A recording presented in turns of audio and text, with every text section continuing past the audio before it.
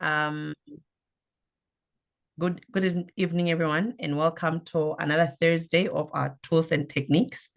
We have our speaker today, Puseletso Putsane, and she's going to be speaking about expectations of a product owner from a business analyst. But first of all, before I introduce us to our speaker, we are going to go through our housekeeping rules and then just a bit of information sharing, and then we can get started.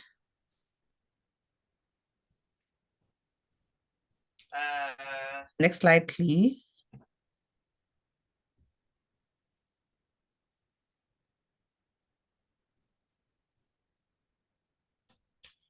Thank you so much. So this is our quick rules. The very first thing is there's going to be a Q&A session at the end. However, if you feel like you need to ask a question, then you can just always pop it in the chat.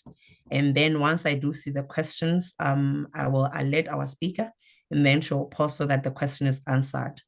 Or however you want it, we can do it midway, or you can wait for the Q&A at the end. And also, we do not hope to run out of time, but in the instance that we do, then you can just send through your questions and then they can be answered to you directly.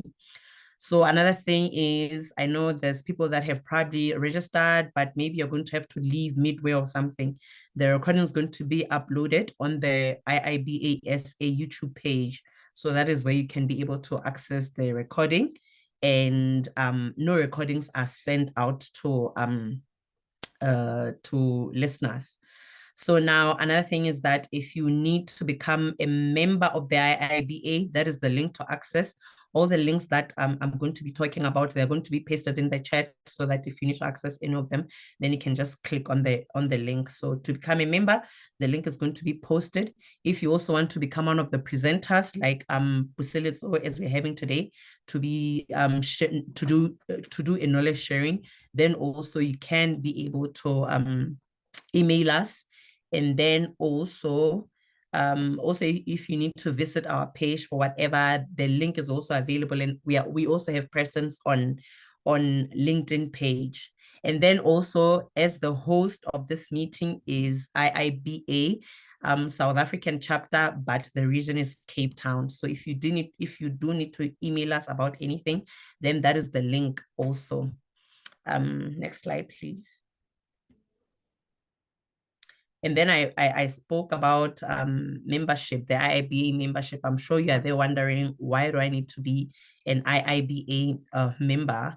And for those who do not know, IIBA is the International Institute for Business Analysis. So why do I need to be a member? So there's a lot of thousands of our online library has got thousands of topics that you can get a hold of. And then also members have access to exclusive webinars. This one is fortunate because we are having it for free, but it's not every webinar that is free. So if you're a member, then you have exclusive access to it. And then there's also publications that come out almost every month. There's publications, articles, all sorts of readings that you can access, material that you can access. And also this is also just exclusive to members. And then there's also an opportunity to connect with other members. We have the summit, the BA summit, happening at the end of this month. So that would be just an opportunity for you to network as much as you want and follow all sorts of people, meet the people that you've connected with on LinkedIn in person, and all of those things. And then also you can be able to save up to 40% on our globally recognized professional certifications. And also for certifications, also you can get more information if you do get in touch with us. And then you also do get discounts to, when you attend conferences.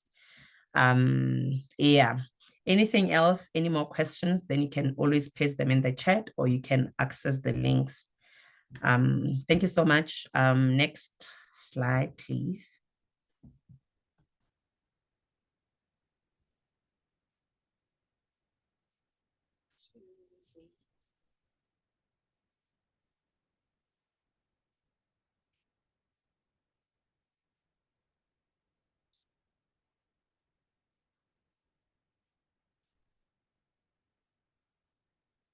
Okay, thanks so much for that. And then also, as I did say, our speaker is Busiletso Putswani. And I just wanted to make sure that, I'm so sorry for this. I wanted to make sure that I go through all her accolades without missing out on anything. So I'm struggling to find the slide.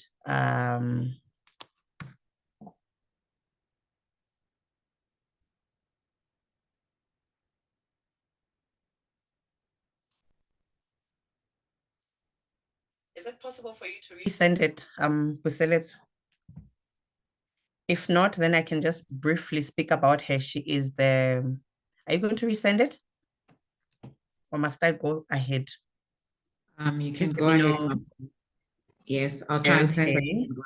Yes. Okay, okay. All right, so she holds a bachelor's degree in computer science and statistics from the National University of Lesotho, and she has 10 years experience. She was working as a network administrator in ISP and also telecommunications. She established the Lesotho Exchange, the Lesotho Inter-Exchange Point, and she was also pivotal in the establishment of the DNS registry at LSNIC. And then she also moved to commercial, where she's been working for the past 3 years as a product manager. So, I mean, you can tell that, I mean, from a computer scientist now to a product manager. So if you do need to get in touch with her, she will also post her link so that you can just get hold of her and get all the information that you want. I hope everyone is going to enjoy the presentation, and let's remember to ask questions and interact and get the most out of the presentation. Thank you so much. Over to you, Buseletso. Thank you, Maplo. Good evening, everyone. Maplo has already made the introduction, so I'll jump straight into my presentation. So tonight I will be talking about my experience as a product owner and the expectations that we have as product owners or product managers, and the systems and tools that are in place that would assist us to collaborate better. So just a bit of a background. Like Mapolo said, I'm an engineer, but I've moved to commercial. So I primarily have experience as a product owner in the telecommunications sector. So I worked for Vodacom Business, and when I joined in telecoms, they basically were moving from telco or transiting from being a telecommunications company to a technology company. So by virtue of the transition, it means they had to have businesses and processes change to align with the different products or the new products that they would be putting in market. There was also an introduction of the Agile framework as a way of working within the company as a whole. And this meant that it affected the designations of or roles within the company and how business engages with technology to launch products to market. Because now we would need to use the new framework that is being introduced. So as you can imagine, challenges of adapting into the new framework, the adoption, the change of mindset, not only for the business analysts or the product owners, but for the company as a whole. There was also a need for an adjustment in terms of business processes. Traditionally, the company was primarily launching products around communications, but now that there's technology, it means the business processes needed to be adjusted. So when I came in, like I said, there was an introduction of the Agile framework. I came in as a products and services specialist. But because now the environment that is being adopted, the agile environment, there was an introduction of squads, and obviously in squads you needed product owners, but you also needed a product manager behind, ensuring that whatever products are being put in line, are being put into production, or at least into the roadmaps, align with the strategy of the company. But with me coming in, I was the first product specialist that was dedicated, at least for Vodacom Business. And that meant that the role that I had to adapt would be product manager and product owner. So I basically played both roles in my environment. So as I was preparing the slides, I thought maybe let me just go back to the differences. What was the difference?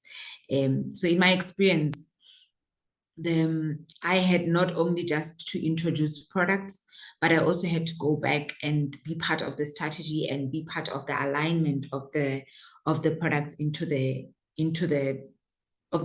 be part of the strategy to ensure that the products that we have in our roadmap align with the strategy.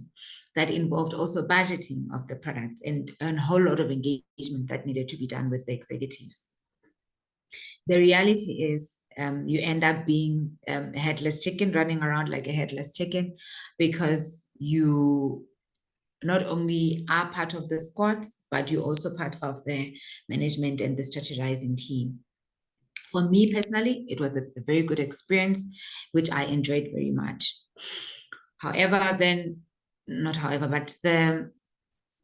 Eventually we had to also go into building the roadmaps themselves. And at that time, or when we were doing the roadmaps, we never really actually involved any business analyst. Rather, what we did is build roadmaps around the strategy. So we've adopted the Agile framework. We are not necessarily a software development company. We are still very much predominantly in telco or a telco. So we had to build roadmaps around the customer requirements on the technology, on the telecommunications products. But at the same time, now that we're changing from a telco to techno, we're introducing new products into the roadmap, and not involving business analysts in the roadmap caused a bit of misalignment, especially in the prioritization sessions.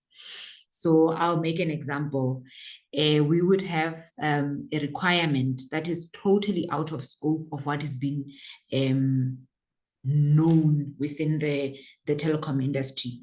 So we would have companies that come out for security solutions. So remember, we are just doing communication. Security is something totally different. And how we go about that, we ended up realizing we should have had this as a product in the roadmap instead of addressing it only as when and then the customer needed it. The reason being that did not give us time to plan. That does not give the business analyst time to do the assessment, nor the development team. So involving them a bit earlier, at least during the transition, would have helped to already engage the mindset on what would be coming, and understanding that the priorities that we'll be putting in place would be, or how we prioritize would be more customer oriented than if we were just a company that has one big software and we are just adding features. So we are not. We're basically developing for a customer. So if we don't have those engagements earlier, we portray a bad customer experience, because we have a lot of work that we need to do before we actually produce what the customer wants. So it would have been better if we engaged the business analysts, at least for the transition, in the roadmaps, just so that they have an idea.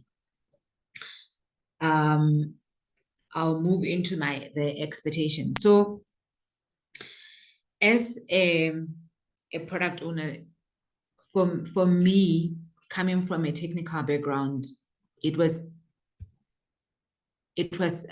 easier to have conversations around technology solutions. However,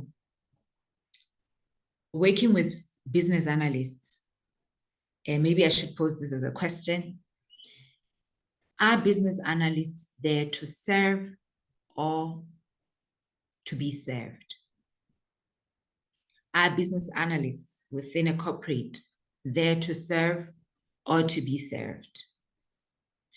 The reason I'm asking this, or the reason why I have the question in the slides, is because as we progressed, we realized that unfortunately, from the tertiary institutions, you don't walk out with a certificate that says you have a bachelor's degree in business analysis, or you are a qualified business analyst. It's a certificate that we get from whatever achievement that we've, or whatever, yes, educational achievement that we have.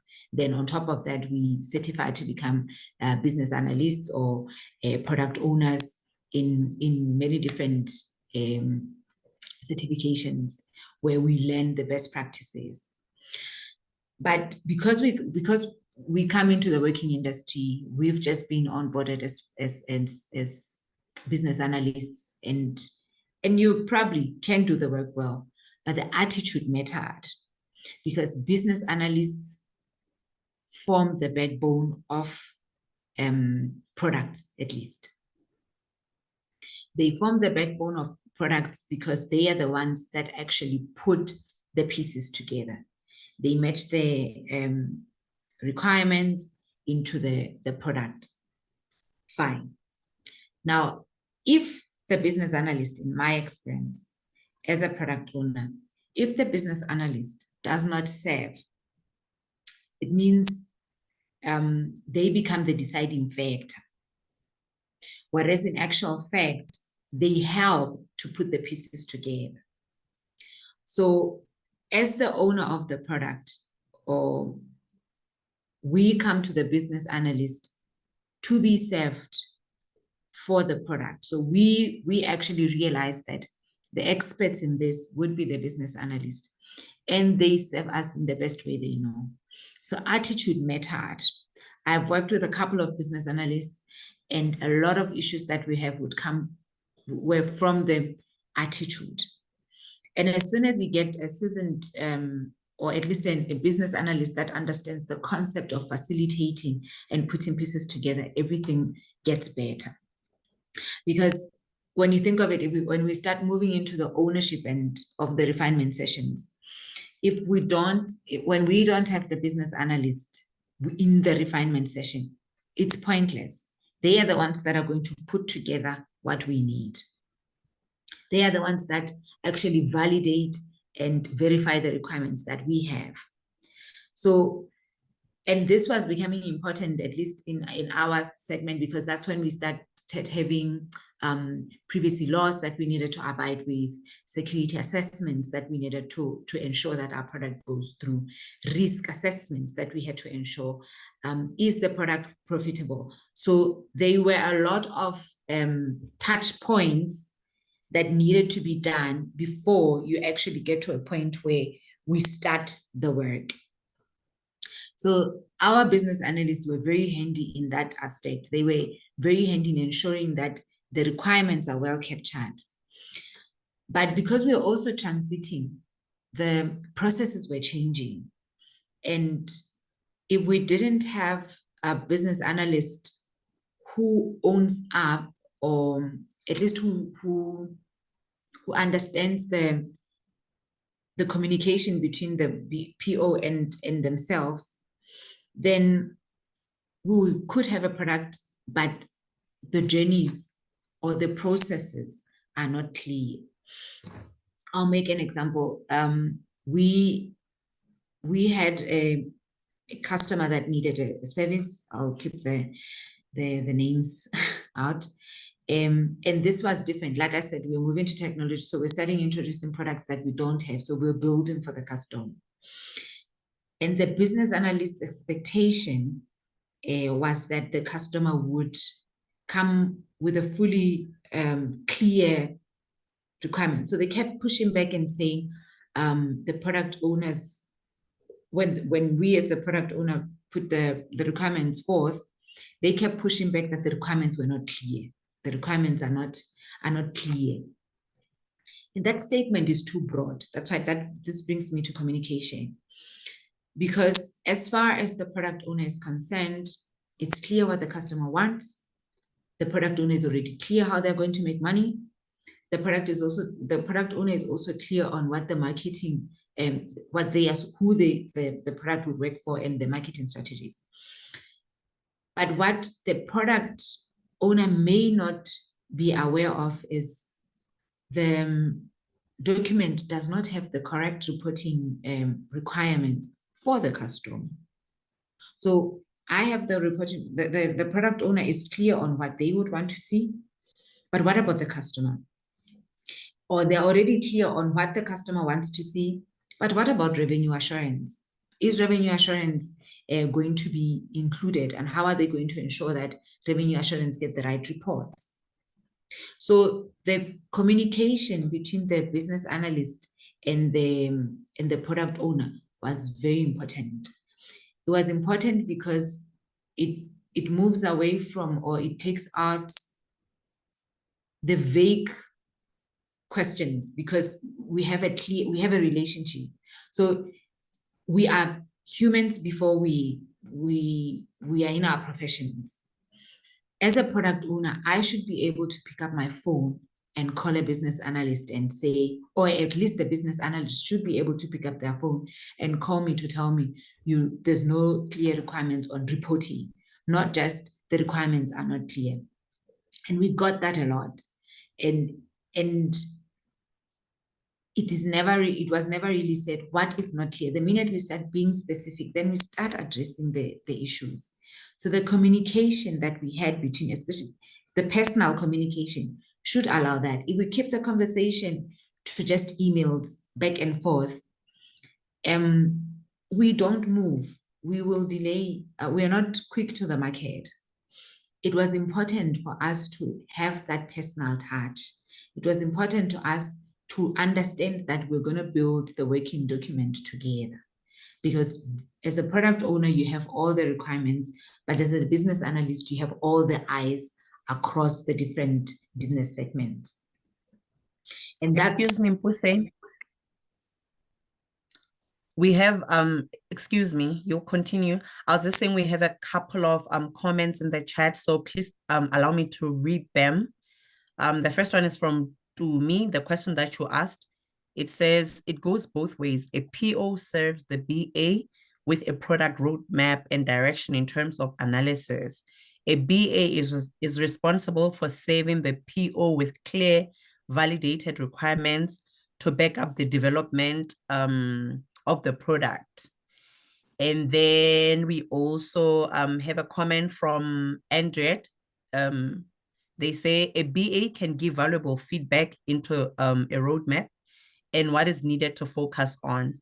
What is the gap and impact of the change, understanding the business process and people doing the work, and not just focusing on the functional and application changes.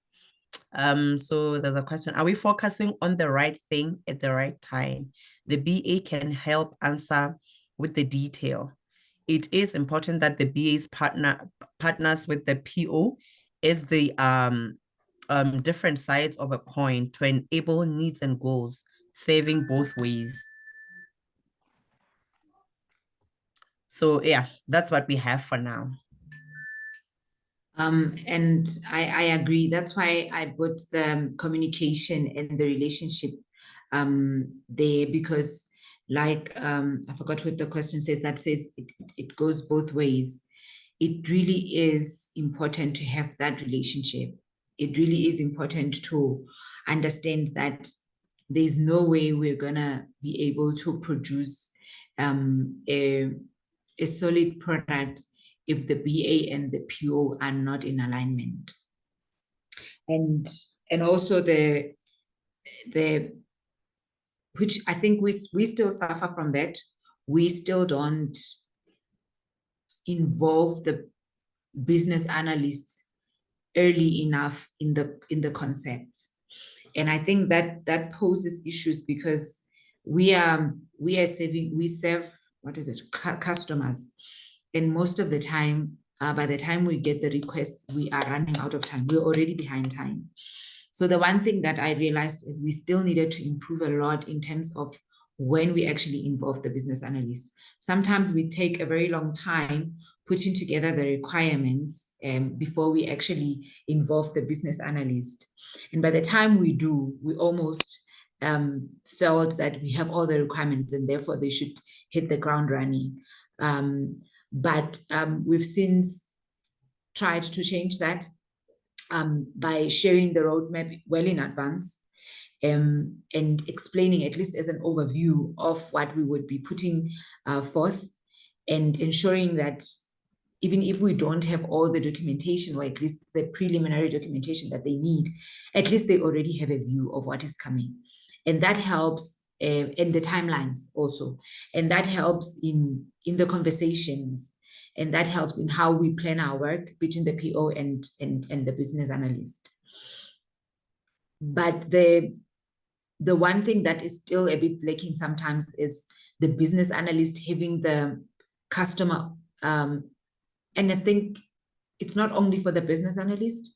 I think across the business, as we do the implementation, as we get carried away with ensuring that we have a correct BRS, ensuring that we have all the business units sign up on the requirements, as we do our refinement sessions, sometimes we forget about the customer, the custom. By forgetting about the customer, I mean we need to get some things done for the customer and put our differences aside. So because in every relationship, there will be difficulties. We definitely don't expect every BA to get along with their PO, but it is important to always put the customer first and our differences aside. So that's one thing that in my domain, I realized that, or in my experience, that we may have different working styles. We may have a different way of portraying our ideas, but we do not have to let that hinder the customer say what we have to serve the customer with. And sometimes, because maybe the requirements were not clear and the business analyst told me from the two products that I've put forth that or requirements that I've put forth, that my requirements were not clear, they'll just ignore my email. Or just because the business analyst was not able to deliver my request on time, then I have, so somehow I realized that you need to put your differences aside and remember that we are here to serve a customer that's waiting for a product. And yes, things may not go my preferred way, but is it done? Yes, it's done. Let's move. I'm gonna move. Excuse me, Puseletso, can you take questions? There's 2 questions that have been posted. Yes. The first question says, do the expectations of a BA from the PO vary based on the methodology followed? That is waterfall versus agile. That's the first question. Do they what? Excuse me? Come again. Do they vary? Do they vary? Expectations of a BA from the product owner, do they vary based on the methodology that is being followed? That is either agile or waterfall. That's the first question. And then the second one, you mentioned that you come from a technical background. Can just anyone be a PO? It seems people are just winging it. Okay, so those are the 2 questions that we those are the 2 questions that we have for now. Okay.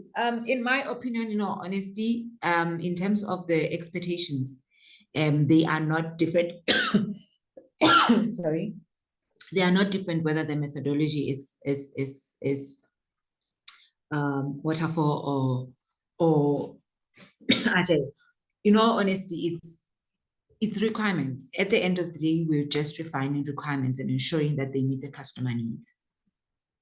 So we can only just decide on which framework we're going to use, or decide on how. In fact, the framework is just about how we're going to deliver. So in my opinion, the expectations, at least with me, they really don't change depending on which framework you're using, because we're dealing with requirements, we're refining products, and we can only just move from there. And everything just go back to communication and understanding each other, because sometimes you do have a hybrid. So you may, for me, frameworks guide us. So you may not necessarily follow it through and through, if you understand what I'm trying to say. Therefore, it would not be fair to put requirements based on what you're using.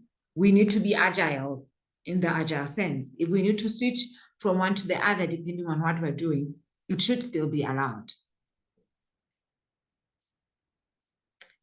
And coming from a technical background, I don't know any.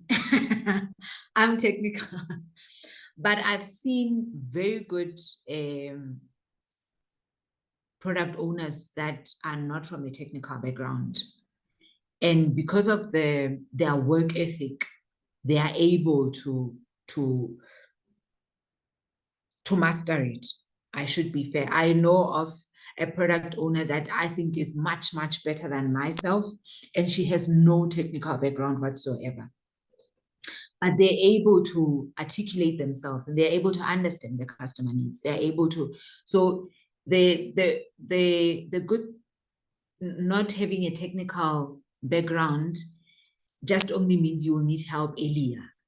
So from a technical perspective, I may already understand what the customer wants, and sometimes I even actually get it wrong, but I may understand what the customer wants and relate it better. But with a product owner who doesn't have a technical background, they probably would put in somebody that helps them earlier, or put in a business analyst earlier, or put in earlier than I would in the conversations of the requirements. So in all honesty, I think we still have those, but having a technical background is a plus.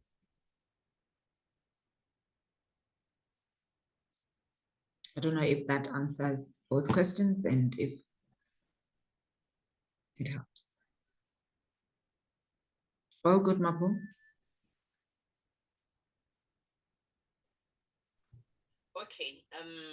Okay, here's a comment. It says collaborating and communicating together on how to, then in quotes, eat the elephant. So the comment is just, we collaborate and we communicate, then the elephant shall be eaten. Here's a question. Can you take questions?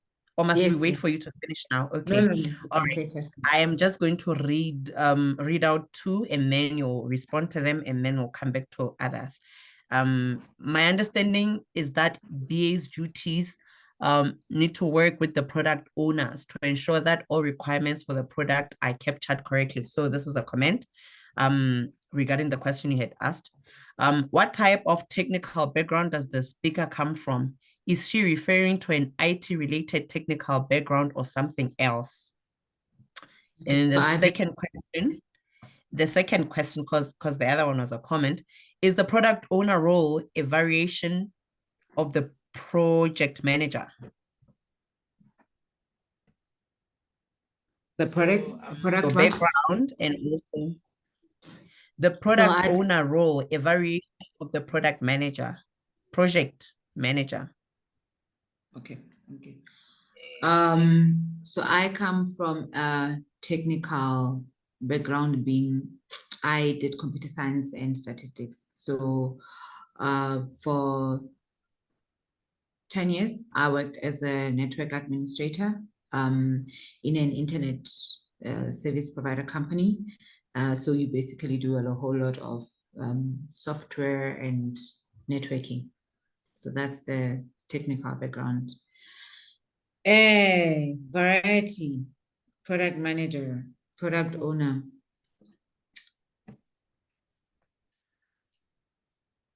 No, the product owner is really a product owner. They own the product. Whatever is going to be out there is theirs. They understand what is needed. They have to ensure that what is needed is what is needed, meaning marketing. Who are your customers? How will you be making money? How will you be ensuring that you meet your customer needs? Where would your customer get services from? Which channels are they going to use? You are more on the product ownership and ensuring that your customers get to your product and you give your customers what they want. Whereas with project management, you're basically ensuring that whatever that is needed, whatever has been compiled by the product, by the business analyst and the product owner is implemented by the different developers or different business units that are involved in delivering the project. And once the project is closed, the project manager is done. Once the product is out there and launched, the product owner, the project manager is done, they move on to the next project. But the product owner is not. They're just moving to another phase of monitoring the product, ensuring that it meets their expectations, ensuring that the customers are happy. So I feel the product owner never disowns the product, whereas if there's a project with a project, so it's yours, but with project, you basically just sometimes leave whatever has been done and you're gone and you walk away. So I can't say it's a variation because with the product, you own it until to the end, until you drop it. It's your baby. But with projects, you start and you finish. There's a start and a finish. I hope I captured your question well. And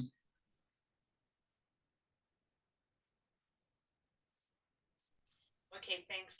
Please also feel free to raise your hand in case you feel like your question has not been thoroughly answered or you have a follow-up. Here's a question. It comes from Machiho. It says, you mentioned that your organization transitioned from traditional SDLC to Agile. What is the role of a BA lead in the traditional setup in the new Agile environment? I'm not sure if I understand the question, because now it's talking about traditional and also about Agile. If you do understand it, you can proceed. Otherwise, we can just ask Machiho to unmute themselves and then maybe expound on the question.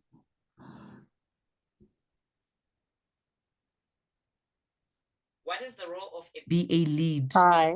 That traditional setup in the Agile. Oh, okay. Yes. Hi. No, maybe, I didn't pose it correctly. So in the traditional environments, you would have a BA lead, and maybe they'll be leading certain initiatives from a couple of business analysts. Now, my question is what happens, or if you've experienced that when you were transitioning from your traditional waterfall model to the Agile, did you have where, for example, BA leads didn't have a place? What happens? Yeah, it's a bit of a mess. I guess I didn't get the name. Mashiro. So I think that's the main reason why this was introduced. Unfortunately, with us, we didn't even have the waterfall methodology. So we didn't even have project managers. I believe in some companies, they probably had project management, which would help fill in the gap. So before introducing this, I was still in technology. So requirements moved from commercial, which is sales, directly to engineers. And it was almost off-the-shelf services only that were sold. So you don't spend too much time understanding requirements and deploying, because we're just selling off the shelf. So requests would literally move from engineers, salespeople to engineers. And if there's a new product that needs to be developed, it would be we only had product managers. And product managers would be the one that introduce the new products that would go on the shelf. And there were not too many changes back then. I remember I think the market there was not as dynamic as things are now. So there were not so many changes, but basically we still had product managers, and those product managers would probably would play roles between being a BA as well as being a project manager. Does that answer you, Mama Chua? Thank you. Thank you.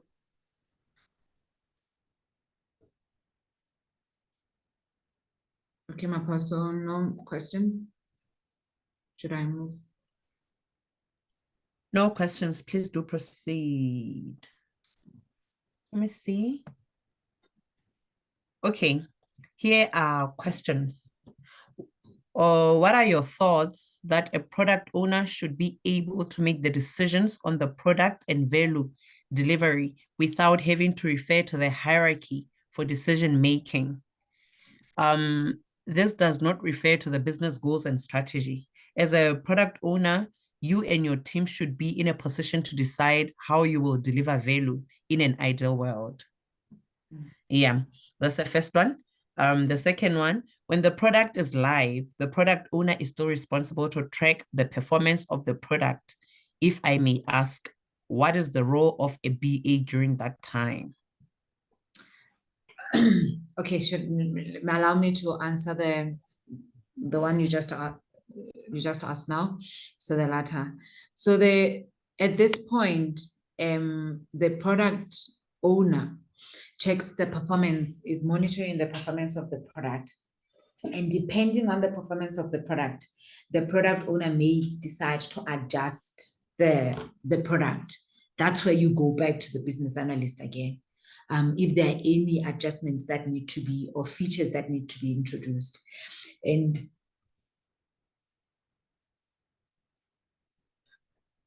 even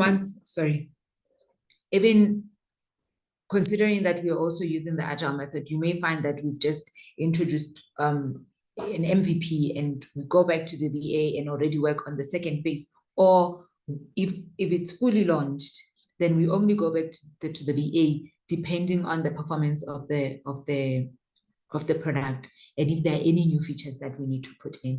I don't know if that answers your question, Thandi. And then what are you talking about? Correct, I agree. So I agree that the product owner should have the power to make decisions on the product and the value, because as a product owner, you've put the product out there, and in all honesty, by product owner, we mean product owner with the product manager. So hierarchy, I want to believe, does not include the product manager. The product owner, we've coupled with the product manager. So at least that's the one person that the product owner would refer to in terms of making decisions around the product. So it shouldn't really go higher, but they should have the conversation with the product manager on any value that may need to be reviewed or added or changed. I believe, yes, the team should be in a position to make decisions.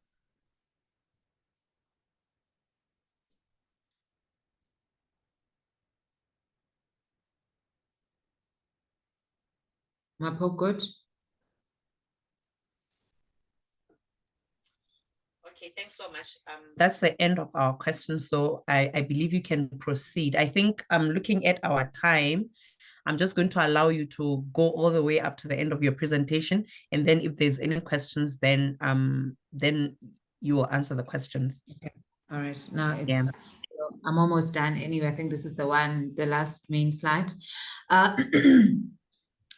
The one thing that I realized also that was important is training and systems and systems and tools in place. So because we don't come out as from varsity and we work a lot with young ones, because we don't get those certificates from a bachelor's degree of business analysis or product owner, it is important that training is introduced as quickly as possible, and we don't stop. But also we don't have to be fixated on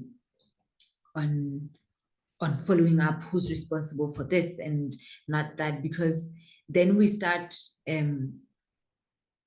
forgetting about getting the work done and concentrating on who didn't do what. So the trainings that we get should capacitate us to make better decisions and to smooth out the work. I remember in one conversation where two business analysts were making an argument about whatever that needed to be done. One was saying, no, but that's a waterfall framework, and the other was insisting that it's fine, we can still use it. And the other was saying, but in the whole company we are on agile, so why should we use the waterfall? And the reason was simple. At some stage there was lack of resources, and therefore you needed to compromise. And because of that, this is where your knowledge and training should allow you to be flexible and agile, and not be fixated on which framework are you using, but rather what works for us, what makes it easy. Yes, we want to use this, but in a certain area we lack.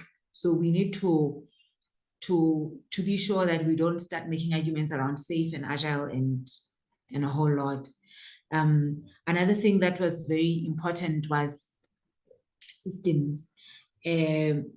So as a organization, you start splitting people into squads, and if you don't have resources and you have to do prioritization, everybody needs to have a view. So what I realized is also important is the PO should always know, as much as the BA has a view of the roadmap of a PO, the PO should also, especially where resources are shared, the PO should also understand the roadmap of the business analyst, or at least what the business analyst is working on. That would also help the PO to prioritize their roadmap and adjust their schedules. As opposed to when we start sharing requirements and we get nothing in return, or things are not moving as quick as they are, only to find the BA is in 3 different projects at the same time. So it was important to have one platform, a Jira or whatever, where everybody can see who's being assigned what and where things are, so that everybody readjusts, because business analysts work on schedules and POs work on schedules, and go to market, there's printing to be done, there's this to it. So you need to really adjust your schedule, because you're working on sales. You know, this product is going to go out, it's going to affect our sales numbers. So it was important that we have a view of what has been done, so that you adjust your priorities in terms of which product goes where. And yeah, training, I think it is important. I can never and it is across both POs, business analysts, project managers. We should all understand what we are trying to do. We should all understand our way of working, so that at least we meet each other halfway. You know, at least when I send you something, you should have at least an idea of what is expected. So it is important that training is pushed. And I think these roles are supposed to be adopted company as a whole. So when you think of it, in a company where you are used to just having engineers or developers and product managers, and yet you are moving, you would need to start throwing or at least changing the designations of people, the signatory, I don't know what it's called, but you should now change it. Product specialist, call them a product owner, so that they own the role. If you have a BA, call them that, business analyst, not just a project manager. It is important to call them the role that they are in, because it helps also to make sure that everyone becomes accountable and everyone becomes responsible in their different roles. Yeah, so in summary, training is important. The company needs to align in terms of which framework they're using. Boundaries are important, but we need to have a good relationship between each other. As a product owner, as a product specialist, we need to have an intimate relationship so that we are not hard bound in terms of boundaries. Thank you, ladies and gentlemen. So much for that. We have comments and questions coming in. Here's one from Nozipo. It says, as much as one does not leave university with a business analyst degree, there are some qualifications that prepare people for analysis specific roles, such as informatics and information systems. Then in terms of business analysis skills, that the BAs need to sharpen as part of their toolkit. Some of those are building relationships with stakeholders, and learning to elicit and clarify requirements by communicating and asking clarifying questions. It seems as though the PO presenting had challenges working with the BAs as they were working in a particular environment, and maybe setting up a retrospective session with those BAs could help with having those conversations to improve their ways of working, to ensure that training programs are introduced if there is a need. She refers to the attitudes of the BAs. These are issues that can be addressed and improved upon. As much as the BAs need to be able to communicate and ask clear questions, they can improve if the product owner also provides that feedback. So that was Nozipo.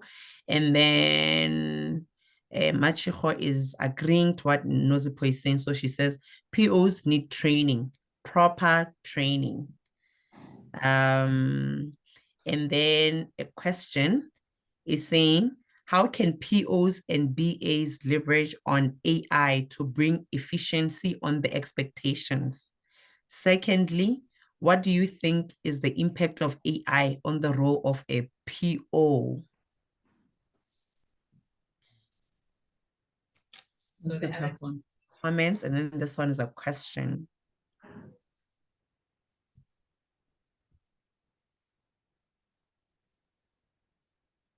Can I read out another question? Yes, yes.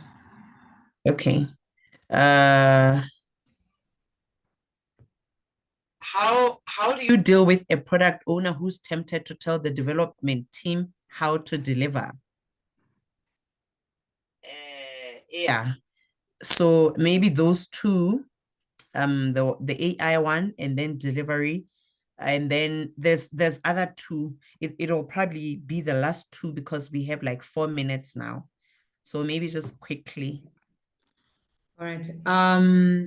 So and thanks for the comments. I think this training needs to be done both ways. How do you deal with a product owner who's tempted to tell the development team how to deliver? It's a classic example of somebody overstepping their work and telling you how you should do your work. And sometimes, and especially when you have knowledge as in the role, or you think you have knowledge in the role. In my view, anyone that oversteps, you just thank them for their opinion and move. The reason why I say you thank them on opinion and not actually block is you never know when good ideas come through. So it's their idea of what they think, but we don't necessarily have to implement that way. And as you respond to somebody with thanking them for their opinion, and sometimes they actually do learn that, you know, maybe I did overstep a bit, and they can do a self-assessment in their corner. It may not even come back to say, Ellen, thank you, or I may not come back and say, Ellen, thank you for showing me that I overstepped, but they start acting differently. But yes, if the situation gets out of hand, they would need to be confronted. But yeah, in all honesty, it's good to get ideas. We don't necessarily have to implement them. And the other question, Mapo, was, what is the situation? Must I read it again? Yes, please. Okay, now it's in the comments, not the questions. Please let me read these two and then I'll get back to that one. Okay. Is that okay? Yes, Yeah. yes. What do you think about a situation where a person performs a BA PO dual role? I see this mostly happen in the case of senior BAs. That's question number one. What would you say are the top traits of a highly successful PO? That's the other one. They need to communicate, they need to be calm, and they need to be customer-centric. But communication is important. And I think the AI question came in. Use AI. It helps to articulate, it helps put things in a clearer manner. You just give them ideas, they know the English, but really be customer-centric and communicate. A PO cannot implement anything, but they know what the customer wants. So you really need to know how to build relations. And yeah, I think that's my opinion in terms of traits. And then dual role question. Dual role question. I haven't seen that happen. I don't know. Is it doable? Yes, maybe. Maybe it is. But how far do they go in terms of the commercial side as a business analyst? Because there are a lot of things involved from the BA, but because the BA is like the backbone, I think yes, depending on how big the project is, I think they can wing it. Depending on how large the requirement is, I think they can play both roles. In any case, they already are. They, from the engineers, the developers' point of view, a BA is a PO because they are the ones that relate the requirements to the developers. So it is possible, and I do agree it's probably happening in some areas, because they, to a certain extent, they are the PO to the developers. Okay. Here's a comment. The PO should not micromanage the team on how to do their job. It creates a toxic environment and the team will not be able to deliver and collaborate effectively. Everyone in the team can and should contribute and respect each other. People should be brave enough to speak up and ensure the right behavior. And then another comment is POs must know the product very well to ensure no frustration from the BA. Both the PO and BA need to work together. Yeah. And then the question, or another comment says, thank you for your responses, spot on. I totally agree with you. And then it is happening. I'm both a BA and a PO. So there's someone. Yeah, I'm not surprised. Yeah. Not just one person. I'm also proxy PO and BA. Because they are. Then communicate and collaboration leads to a consensus between PO and BA. You need to reach this point to make sure the product design meets the product goals and objectives. Yeah. And then POs and BAs are like the fingers of a hand. You take one away, the hand becomes less effective. In complete agreement with what Andrea and Yolanda say. All right, that would be it. Thank you. Thank you, everyone. Okay, I do not know. I'm looking at the time. We are 1 minute.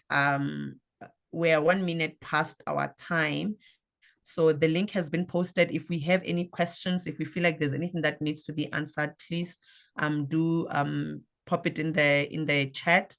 And then thank you so much for taking your time just to listen to our presentation. Let us meet for another Tools and Techniques Thursday. Thank you so much, everyone. Have a lovely evening. Thank you. Thank you very much. Thank you. And thank you so much for the great presentation. There's so many comments coming saying thank you so much for the great presentation. Indeed, we are thankful for the presentation.